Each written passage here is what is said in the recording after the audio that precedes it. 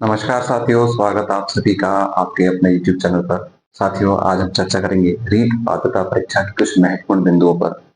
साथ में विशेष हमारा फोकस रहेगा इस वीडियो में कि पाठ्यक्रम को किस तरह से समझा जाए, पाठ्यक्रम को किस तरह से डिवाइड किया जाए और पाठ्यक्रम क्या है, क्या इसमें किस तरह से इस पाठ्यक्रम को पूर्ण कर सकते हैं, किस तरह से रिवाइज के लिए समय बचा सकते हैं इतने बचे हुए समय में। अर्थात जो आपका जनवरी माह में लगभग 15-20 जनवरी 2025 के बीच में जो आपकी एग्जाम होने वाली है, लगभग तय समय पर आपकी एग्जाम हो जाएगी। इस समय में हम किस तरह से अपने सिलेबस को डिवाइड करें, सिलेबस हमारा क्या रहेगा, क्या संपूर्ण इसकी स्ट्रेटजी रहेगी, सारी चीजों पर अपन चर्चा करने वाले हैं। जी हाँ साथियों, मैं पंकज शर्मा आप सभी का अपने यूट्यूब चैनल पर स्वागत करता हूँ।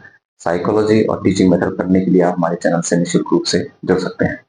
साथियों, आपको सभी को इतना पता है कि जो रीट की एग्जाम है इसमें आपसे प्रश्न पूछे जाते हैं 150 आपके क्वेश्चंस इसमें होते हैं। साथ में ये जो अंक होते हैं वो भी होते हैं आपके 150 मार्क्स के आपके होते हैं, अर्थात प्रत्येक प्रश्न आपका 1 अंक का होगा। और यह भी आपको ध्यान रखना है कि इसमें किसी प्रकार की नेगेटिव मार्किंग नहीं है।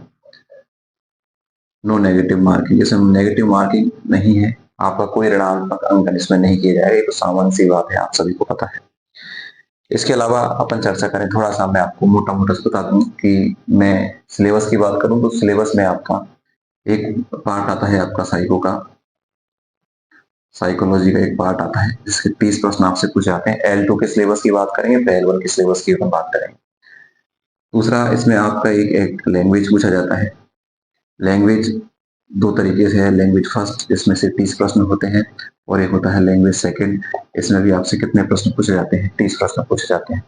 दूसरा, आपका एक रहता है पोर्शन सब्जेक्ट का। सब्जेक्ट के आपके प्रश्न होते हैं साथियों 60।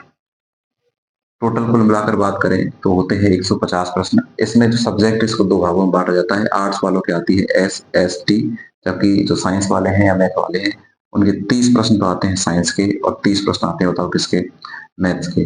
तो इस तरह से आपका ये संपूर्ण सिलेबस L2 के लिए विभाजित है। यहाँ L1 की बात करें तो ये पोर्शन तो सेम है, ये है वाला, ये वाला, ये वाला। यहाँ पर उनके 30 प्रश्न मैथ के आते हैं, 30 प्रश्न EVS के आते हैं, है ना? वही L1 का हो जाता है। L2 में थोड़ा सा यहाँ पर चेंज। सिलेबस सबको पता है, निश्चित रूप से तैयारी कर रहे हैं उन्होंने। पुराने जो विद्यार्थी हैं चाहे नए विद्यार्थी, सिलेबस सभी ने देख लिया होगा। लेकिन बात यह है कि इस सिलेबस को हम कैसे तैयार करें, इस समय हमारे पास बहुत कम है। साथियों, सिलेबस को हमें ना देखना है अपितु एक बार कंप्लीट अच्छे से करना है। उसके बाद में इतना समय हमारे पास बच जाना चाहिए, लगभग हम 2 से 3 बार उस सिलेबस का रिवीजन कर सकें। कैसे हम रिवीजन करेंगे? इस बीच में आपका दीपावली का त्योहार भी है, जो और जो ओकेजन है वो भी होंगे, तो कहीं ना कहीं व्यवधान आपका रहेगा। हमें इन सारी चीजों से रिलैक्स रहना है। हमें बिल्कुल दीपावली का त्योहार 2-3 दिन के लिए मनाना भी है, अच्छे से एंजॉय भी करना है। लेकिन वो जो समय हमारा वहां हमने लिया है उससे कहीं दूसरी जगह एडजस्ट हमें जरूर कर लेना है। कहीं जैसे बात करें अपन कि लगभग आपको इसकी तैयारी के लिए 7 से 8 घंटे तो आपको पढ़ने ही होंगे। एक मैं तरीका बता दूं आपको कि आप ऐसा ना करें कि केवल एक विषय के पीछे पड़ जाए कि पहले मैं इस विषय को पूरा करूंगा, फिर इसको, फिर इसको, फिर इसको। ऐसे करोगे तो आप पर दबाव रहेगा कि यार मैंने उस विषय को अभी तक पढ़ा ही नहीं है। आपको सारे जो विषय हैं, ऑल जो सब्जेक्ट हैं, उन सारे सब्जेक्ट को आप साथ लेकर चले। सभी को 2-2, 3-3 घंटे का आप समय देंगे तो निश्चित रूप से आपका सिलेबस भी जल्दी से कवर होगा। और आपको एक सबसे बड़ी बात है कि आत्मविश्वास आप में रहेगा कि मैं सारे सब्जेक्ट पढ़ रहा हूँ। और उस सब्जेक्ट को पढ़ने के बाद में एक दिन ऐसा निकालिए जैसे सप्ताह में 6 दिन आपने अच्छे से स्टडी की। जो आपको कहीं भी डाउट है उसको आपने नोट कर लिया, संडे को उस डाउट को क्लियर किए, या तो आपने टीचर से किए या किसी पुस्तक से कीजिए, कहीं से भी जहां से आपको उसका डाउट मिल जाए वो क्लियर कीजिएगा। साथ में संडे का दिन आप ऐसे रखिएगा जिसमें आप पूरा जो आपने 6 दिन में पढ़ा है उसका आप एक बार क्या कर सके, रिवाइज कर सके। ऐसे आप एक प्लानिंग सेट करिए और लगभग 60 से लगभग मैं तो 60 दिन का ही कहूंगा। 60 दिन में आप इस तरह की प्लानिंग सेट करिए कि आपका जो पूरा जो सिलेबस है, इस सिलेबस को पूरा आप एक बार कंप्लीट रूप से पढ़ लें अच्छे तरीके से। दूसरा, ये जो बचे हुए हमारे पास जो 20-25 दिन 30 दिन है, इस समय जब हम इस कार्य को करेंगे तो इस तरह से एक शॉर्ट नोट्स हम बना लें साथ ही साथ जैसे हम पढ़ते जाते हैं। तो उस जो बचे हुए समय में जो हम रिवाइज करना हो, तो पूरे सिलेबस को रिवाइज करना तो मुमकिन नहीं है। हम जहां जहां हमें लगता है कि महत्वपूर्ण है या ये पोर्शन हमारा वीक रह गया है, तो उस पोर्शन के लिए आप जो 20 से 25-30 दिन आपने जो रखे हुए हैं उसमें आपका 2-3 बार आपका रिवाइज हो जाना चाहिए। इस तरह का आपको एक तरीका निश्चित रूप से होना चाहिए। इसके अलावा बात करूं मैं आपसे कि एक जो महत्वपूर्ण पोर्शन जो हम प्राय छोड़ देते हैं, देखिए ये जो पोर्शन है 30 प्रश्न और 30 प्रश्न, जो 60 प्रश्न है जो आपके लैंग्वेज से आने वाले हैं, यहाँ विशेषतः दो चीजें होती हैं, एक तो होता है ग्रामर और एक होता है आपका टीचिंग मेथड का पार्ट। इन दोनों में प्राय जो विद्यार्थी जो विषय को जिसने पढ़ रखा है, अर्थात ग्रामर लगभग सभी विद्यार्थियों ने पढ़ा हुआ है, चाहे 10th में पढ़ा है, 12th में पढ़ा है, ग्रेजुएशन में पढ़ा है या किसी अन्य कंपटीशन की तैयारी करे वह भी पढ़ा है। तो यहाँ आपको पता है कि जो 15 क्वेश्चन ग्रामर के आते हैं, 15 क्वेश्चन टीचिंग मेथड के आते हैं, ऐसा यहाँ होता है। यहाँ पर भी आपके 10 से 12 क्वेश्चन टीचिंग मेथड के देखने को मिलते हैं। एक सबसे बड़ा पार्ट कौन सा है? टीचिंग मेथड का। टीचिंग मेथड का जो पार्ट है आप सभी को पता है, लगभग मैं आपको बता दूं 40 से 45 प्रश्न टीचिंग मेथड का पार्ट होता है। और चाहे हम किसी कोचिंग संस्थान की बात करें या फिर हम श्रम की बात करें, तो हम इस पार्ट को सोचते हैं कि यार ये पार्ट छोटा सा, इसको हम आसानी से कर लेंगे। लेकिन ध्यान रखिए, सबसे अगर बड़ा पार्ट है तो वो कौन सा है? टीचिंग मेथड का। अगर आपको पात्रता हासिल करनी है तो इस टीचिंग मेथड पर आपको मास्टरी करनी पड़ेगी। टीचिंग मेथड को आपको अच्छे से पढ़ना पड़ेगा। ये नहीं कि 3 महीने में से हमने 2 महीने तो ग्रामर को पढ़ने में दिया और 1 महीने हम टीचिंग मेथड को पढ़ रहे, नहीं।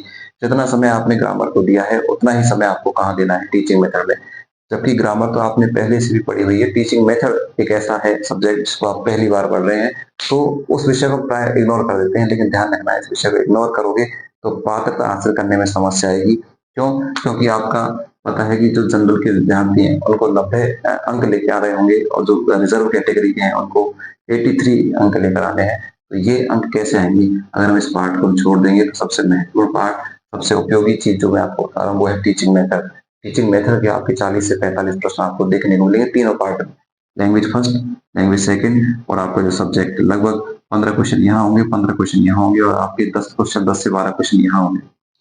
तो 40 से 45 क्वेश्चन का पार्ट इसको हम हल्के लेते हैं, कोई पुस्तक उसकी नहीं लेते हैं और आसानी से कि ये तो सामान्य है, इसको पढ़ लेंगे।